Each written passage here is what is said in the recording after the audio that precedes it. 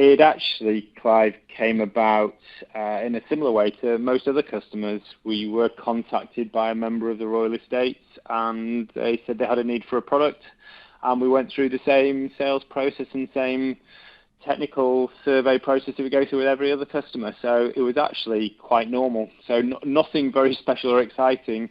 Obviously, it was very special and exciting for us when we got that inquiry, but otherwise, it was just like any other normal customer came through the normal channel, responding to one of our adverts. Well, that's it. You see, you say they're responding to your advert, but do you know what made them pick Stiltz as opposed to any other company? Well, I think we are the market leaders anyway, so there's a natural disposition, I guess, for somebody who's making a decision on behalf of Royal Estates to want to choose the people who clearly are the best at it and who are the market leaders. And also, we had recently been awarded the Queen's Award for International Business, so that probably would have influenced it as well, I would imagine. Sure. Now, we'll come on to the Queen's Award in a second. Now, obviously, you're bound by confidentiality, so what can you tell me about the order and the requirement of the royal household? Yeah, so clearly with every customer, we treat all of their personal data and their circumstances as confidential because that's about them, and Royal Family has equal privileges to everybody else. We didn't actually run this story at all. It was something that was picked up by national newspapers, and they'd seen the planning permission. So our line on this is, we just confirm that we have indeed fitted a lift to a property within the estates of the royal family, and our understanding is that is for use, obviously, for members of the royal family should they need it. Now, a technical question here. You mentioned that the newspapers picked up on the planning permission. Is this an external lift then? No, it's an internal lift, but if you live in a listed building, which is a Grade 1 listed building, which, as I could imagine, quite a lot of the Royal Estates are Grade 1 listed, then you have to have permission for internal modifications as well. So it was picked up because there was a planning permission request for internal modifications, which is obviously a matter of public record then. So what did you think then, Mike, when you received the order? I mean, it technically lands on the mat kind of thing, or perhaps in an email box. But, what was the general sort of demeanour and buzz around the company, and what impact has it had on your staff? Well, I wouldn't normally get to know about every inquiry that comes into the business. So this one obviously created so much excitement that it came straight to my attention, and everybody was quite nervous about making sure we got things right. And to be fair, we do try to get things right for all customers, but it is a bit of a special and unusual situation for our team. And everybody's very excited about it. And, of course, everybody wanted to go and do the survey and the installation and get involved. But you can't send all 200 people from the company to do that, can you? So no, that's right. And as you say, I mean, you'll have checks and balances in place for, what I would define as normal customers, people like you and I, for example. But again, you have to be extra, vigilant and do all your due diligence with this because, you can't literally have a screw out of place. Sure. It's always more sensitive when you're in a building which is listed anyway. So we always are more concerned about those types of buildings in the first place. And clearly, it's not just your average listed building either, is it? So you do want to make sure you do get it right and that you do a great job. Am I right in thinking, Mike, that the product has already been installed? Yeah, actually, the product's been installed for some time now, so almost for 12 months. So it's actually been available for use for some considerable time. Whether it's been used or not, I don't know, but it has been there and been able to be used. And I guess it's been picked up by the national press at this point because there's been lots of speculation about the Queen's health as she's diminishing royal duties and things. So I guess that's probably the thing that started national press getting interested in it. Now, as you said a second ago, that obviously it's impractical for you to send your 200 staff to do site surveys and installs and things like that. But out of the people that did attend site for whatever reason, how exciting was it for them to be part of it? Yeah, clearly very excited, because it's not every day you get to turn up to a Royal Estate, and clearly everybody goes there with the hope that a member of the royal family will be there, which just wasn't the case. So, however, it was the people who would normally cover that area who did it. So we were very fair and made sure that the normal people who should be doing that job in that area did it, and we just followed the normal course of any installation. Obviously, just with the senior managers keeping a little bit more of an eye on it than they might otherwise have done, out of their interest, as well as obviously making sure we did it right for the royal family. Now, we see a lot of these adverts on television for these types of lifts, which seemingly can be installed in people's houses, and they boast that they just plug into a 13-amp power point, a power socket rather. What are the benefits of these lifts over a stair lift, say, for example? Yeah, so I've got a lot of experience in this industry generally, and previously ran a stairlift business. And I think one thing that is fairly common with a stairlift is that every person who gets to that age or disability level that they need to use a stairlift really doesn't want them, and they put it off and put it off and put it off, because it's very much a need-driven product. People have to need it in order to use it. Our product is slightly more aspirational in the sense that it does look nice and it does look the part, and as a result of that, it means that people aspire to have something a bit nicer than a stairlift, and that's where our lift comes in. And the difference is clearly slightly more expensive than a stairlift is. It does plug into a 13-amp socket like a stairlift does as well. So it can be done like that, and that is something that's relatively unique to our lift in this particular regard, because our lift is designed purely for domestic use and is a mechanically driven lift rather than a hydraulic driven lift. So that gives us some advantage in terms of flexibility of where we can install it and flexibility of getting power to it and that sort of thing.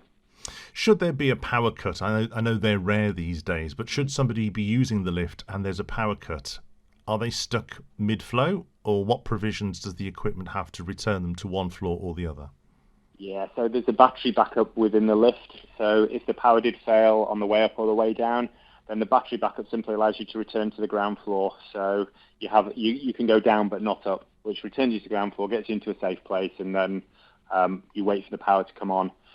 And of course, that's very necessary, but the instance of power cuts in this country is tiny now compared to where it might have been historically. So it is a very, very rare event that needs to happen, but there is provision for that should it happen. It's interesting that it returns the person to the ground floor.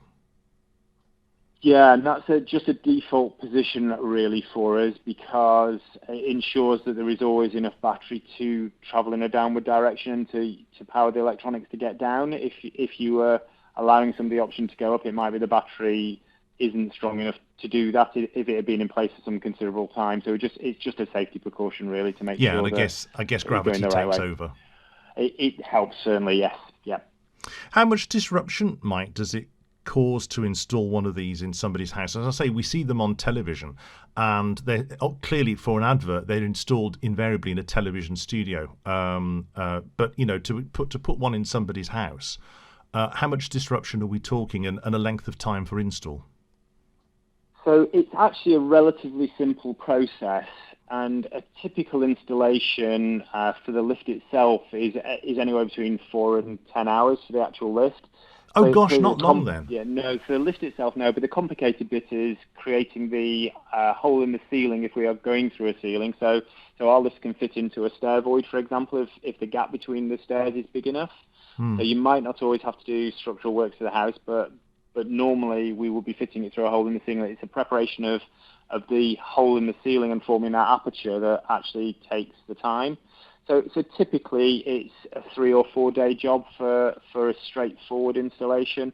They can run if there's modifications need doing to the house in order to get the lift to fit, or if it's part of a slightly different refurbishment, it can take a bit longer than that. But typically it's 3 or 4 days of us being on site doing things.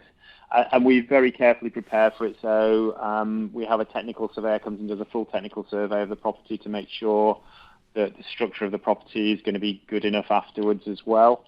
And we also go through building regulations as well to make sure the structure of the property has been replaced in such a fashion that your ceiling won't fall down. And I'm very pleased to say, Clive, we've never had one of those happen. I'm sure not. I'm sure not. Now, look, from the perspective of the kudos of receiving this order, how do you think this will help your firm to promote itself and demonstrate its further business credibility in the marketplace? Because it's a competitive market, isn't it? Yeah, so our position on this, and this is the reason it's taken so long to come out and it's come via a third party, is that we wouldn't have advertised this and told anybody about it at all, actually, unless it came out in some other method and national press picked it up. And it's only as a result of that we've actually commented on it, because, as I said earlier on, it's really important for us to have confidentiality for our customers, whoever they are. So we wouldn't have used this in any way, shape or form in any PR, and we're not overtly doing that and advertising it. All we're doing is commenting on questions we get asked by people like yourselves at this point. However, clearly, when you go into somebody's home now and they do ask about it, then that's giving the customer a lot of confidence as well. But it's your USP, isn't it, really? Well, it's one of several, hopefully, Clive, yes. Yeah, so hopefully one of several. But yeah, clearly it helps, doesn't it? And if people are mentioning it in conversation, clearly our salespeople are proud of it, and they're going to be talking to customers about that if they show that interest. That's right. Now, you were saying earlier on about the Queen's Award for Enterprise for International Trade. Tell me all about that and how you received that accreditation. Yeah, so we've actually won quite a few awards. We've been on the Fast Track 100 for 100 fastest growing companies. We just recently been on the European Financial Times 1000 fastest growing companies as well. So it's one of a series of awards that we've won, and probably the one there that we're most proud of.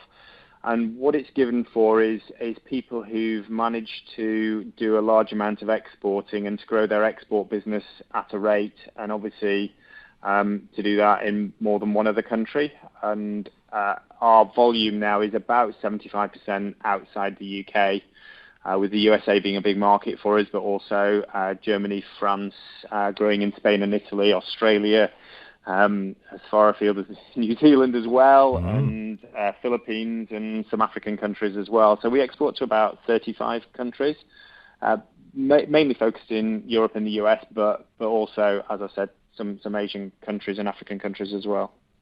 With the economy at shall we say, at a challenging point, how is this affecting your business and your not only ability to trade abroad, but actually to survive in the commercial world at the moment?